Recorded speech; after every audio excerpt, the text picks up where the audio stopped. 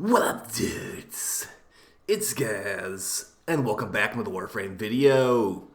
So we did 5 purple Tau Shard khora like 2 days ago, and here we are today with 5 purple Tau Shard KULLERVO. If you're looking to disrespect some acolytes with some big damage, do I have the guy for you today? Khora might be able to AoE, one-shot everything with red crits, but KULLERVO can also kind of do that too, although he doesn't have an exalted weapon to do it. So we'll be going over 5 purple Tau Shards KULLERVO today. He's quite nice, but also there's some problems with him. But we're not going to go over those problems. We're just going to have some fun today and one-shot everything. So if you enjoy these types of videos, basically big damage showcases and all that, make sure you hit that sub button. We do daily Warframe video uploads here, all unique content for this channel. And also, check out the live stream channel as well. I'll be live later tonight, doing some sponsored streams and some Warframe as well. So come stop by if you're interested in hanging out. Also hit that like button while you're here. Makes more people see the video. Alright, so let's go over what we're doing today with KULLERVO. And I'm going to go ahead and just let you know, I did cheat a little bit. Normally you'd be like, okay, yeah, go 5 crit damage shards. That's what this guy does, right? Well, you're partially right. We have 4 crit damage shards here with the, it's giving us 75% crit damage per shard of these that are energies over 500. KULLERVO has enough energy with prime flow to be over 500. So we have 4 of those, but then looking at the last one, I did actually take one of those crit damage shards and made it a new purple equilibrium shard. So if you've never heard about this, this will also be a PSA on how these work. Now, this is going to make it where health orbs become like hybrid orbs and vice versa. Energy orbs become hybrid orbs as well. This will give you energy whenever you pick up a health orb and give you health whenever you pick up an energy orb. But here's the catch. This is very similar to the equilibrium mod we have in the game, but that mod actually got changed recently where you can pick up orbs even if you're at full health or full energy. This new equilibrium shard does not do that. It uses the old code of equilibrium. So that means that just like, a couple months ago, you have to equip the synth fiber mod on your companion to actually be able to use equilibrium from this shard. So I did sacrifice one of my mod slots on my companion to give it synth fiber.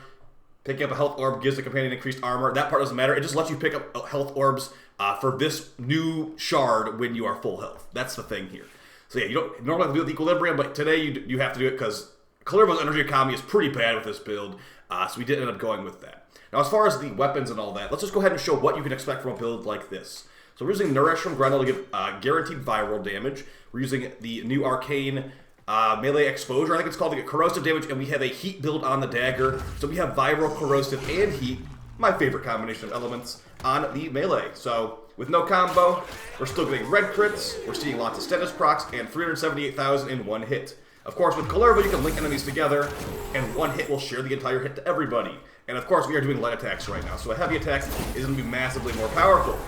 About 5 million damage. With this build, you will be one-shotting the Acolyte with light attack. Additionally, there's some really cool melee weapons in this game you can use with KULLERVO, like the Inodem, which has basically a dagger launcher. If you go into its helmet form, or Incarnon form. So, for example, it just fires out daggers that have built-in radiation. So now we're doing radiation, viral, corrosive, and heat. So we have lots of elements, very good position overload. It also got slash procs too. Now, of course, we don't have enough status chance to be doing all those procs, but yeah, there's plenty of fun things to do with KULLERVO. His first ability gives you guaranteed red crits. So, yeah. But we're throwing all this crit damage on here. We're getting 552% melee crit chance with this build. And we're getting a 207% increased viral damage. So big, nasty numbers. The weapon we were using right there is the Inodem melee, and the Incarnons were Blended Harmony, Skyborn Hunter, Swooping Lunge, and Stunning Brutality. We also got the Rauta shotgun for KULLERVO. His signature weapon builds up combo for your melee when you shoot an enemy with his shotgun. I think it's like 27 melee hits capped per shot, though. So going over the build and discussing showing some gameplay as well. We do have Nourish on here with that Equilibrium shard giving us like basically infinite energy. We do need to have Prime Flow on the build to get to that over 500 energy for the shard. We got Corrosive Protection because we have no armor strip right now, so might as well throw some in there somewhere. We've got Adaptation, low level because that's all we can really fit on here. Boreal's Anguish because I can't fit on Prime Sure-Footed. And also this guy gets Overguard from his second ability, so you don't even need Prime Sure-Footed all the time. This one just lets you jump faster, also reduce the damage while airborne, technically nice on a frame that has no shields. Blind Rage to make it where we get a higher multiplier for our Nourish, and also a higher crit chance increase for our Wrathful Advance.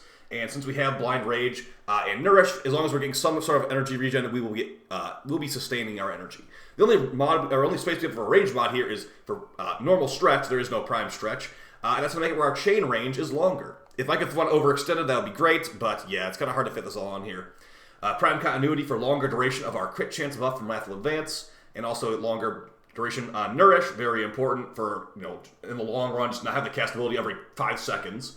We got the full Umbra set. KULLERVO has no shields, and it's just basically armor and health and overguard, so these Umbra mods do help him out quite a bit, getting our armor to 1800, giving us 85% damage reduction on our health, and we also got 3300 health, so pretty nice there. Our Arcanes are multi-augmented to get more power strength for our abilities, and also Arcane Fury, giving us increased melee damage for our weapons. Since we don't have many melee damage sources, this will be a big damage buff for our red crit melees.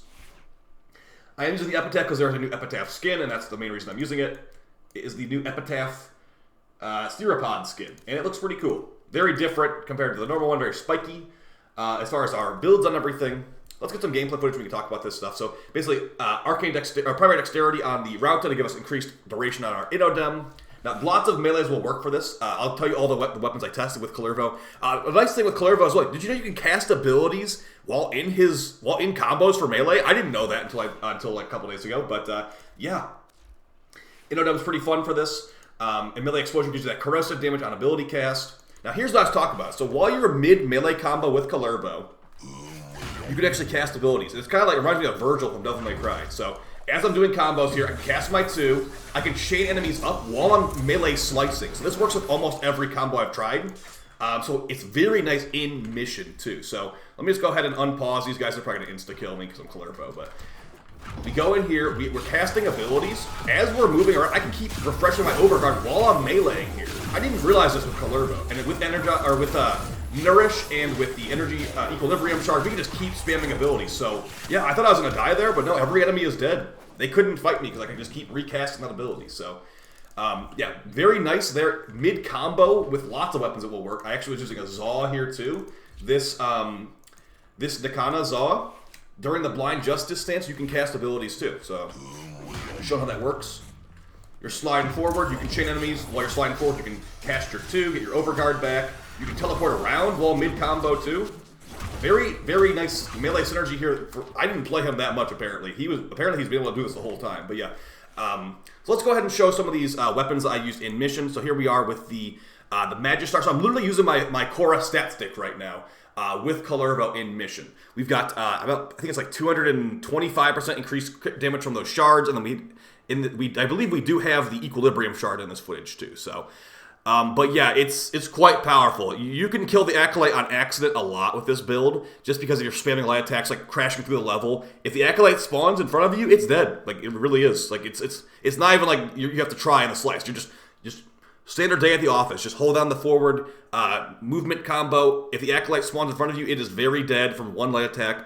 I don't even bother doing heavy attacks with this much crit damage because we just deal so overwhelmingly high amount of damage. The only time you should really be incarnating, or only time you should be heavy attacking is if you have 10 Okai or if you're trying to transform your Incarnon. Not that it's really that bad of a thing anyway if you do heavy attack, because KULLERVO does have built-in heavy attack efficiency as his passive. So there's the Acolyte right there. Didn't even get to look at it. It was already dead by the time that I finished my animation of my swing. So yeah, you can expect this with KULLERVO. Now I have some questions for you guys. What do you think? Is this KULLERVO, is 5 purple Tau Shards KULLERVO or 5 purple Tau Shards Khora more crazy? After one-shot the Acolyte like this, with minimal setup, I don't know, I think Khora might still be more crazy, but this is pretty nuts. I'm trying not to bring up the negative aspects of KULLERVO. The main thing I have a problem with on KULLERVO is that his survivability does not hold up at level 10,000, unless you are, in the most niche situation. Like right there in the Simulacrum, I just jumped. That's not level 10,000. I jumped on a bunch of heavy gunners. They were in melee range. I could keep spamming my second ability Overguard. It was like a pretty much tailor-made situation for surviving as KULLERVO in that kind of, combat environment. But at high levels, it doesn't work like that, basically. It does not work like that at all. So I'm wondering what you guys think. Do you think that the fact that KULLERVO can, probably do higher numbers than Khora in some situations, but, can't survive at high levels? I think that Khora is overall still better. Here we are with the Inodem on the new enemy faction. I actually like the Inodem a lot with KULLERVO. It feels like it was actually made for him, because a lot of the time, he's a melee frame.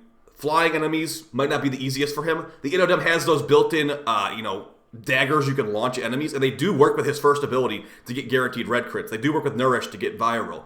They do work with all this other stuff we're using to get all these other buffs. So, yeah, it's like a ranged melee weapon. I've been really enjoying it on KULLERVO. It has good damage, too. Like multi-million light attacks. Here's me doing some ability cast mid-combo like I was talking about earlier, too. So, you can just pretty much just keep restoring your overguard, keep chaining enemies together, keep killing every enemy that's chained together. It's very, very nice on high kill environments, but just make sure you don't get carried away just casting abilities in the corner. You need to make sure you keep those kills high on the you need to keep those kills per second high. And it's not exactly the highest kills per second if you're just jumping around like this. It's more like a fun thing. So yeah, let me know what you guys also think I should do next for the 5 purple Tau shards. I'm thinking maybe Volt or Gyre, or maybe some other creative one that nobody's thought of yet. So I'll see you guys on stream very soon. Appreciate all the support. Happy holidays, and yeah, you guys have fun with KULLERVO. Hopefully you didn't go full in the Tau shard, because I did put 5 crit Tau shards on him, and I'm like, I need an Equilibrium shard. So yeah, I also want to make a PSA on that Equilibrium, needing that synth charge, or synth fiber. You guys take it easy, and I'll see you next time. Peace!